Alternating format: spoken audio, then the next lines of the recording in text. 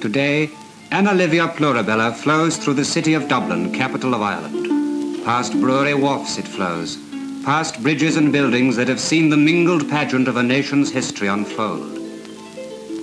A river that wends its way from the mountains to the sea, carrying on its waters the traffic of modern commerce. As it widens into the bay, the foreshore of Clontarf and the hills of Hove. I did, yeah.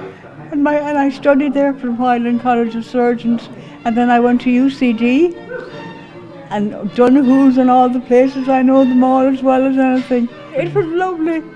Brings back all sorts of memories, and I'm crying now.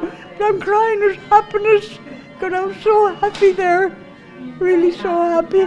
I was particularly interested in some of the commercials because it brings back memories of early television, you know, that sort of thing. If you think of what the type of advertising that went on in those days compared with the advertising of today, the old adverts were much more to the point, whereas a lot of the adverts of today, they take you around the houses before they get to the point. Leisure is important to the Dubliner. Beside the busy shopping centre of Grafton Street lies the pleasant park of Stephen's Green. It is a microcosm of that greater heritage which the Dubliner possesses at the very gates of his city. It was showing a thing of George Street, kind of, and it reminded me actually of Dockrell's where my mother bought the television and what have you, kind of, and Christchurch it showed different ones, but I knew them all, kind of because my mother walked a lot.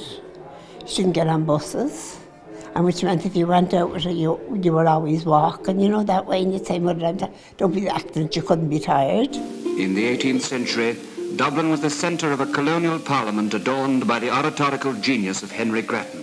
It was great to see the buildings. You don't really recall the buildings being that magnificent at the time. At the time when I used to go into Dublin, I used to think it was all terribly dirty, which I think it was fairly dirty in those days. Now, thank God, they're cleaning it up, you know.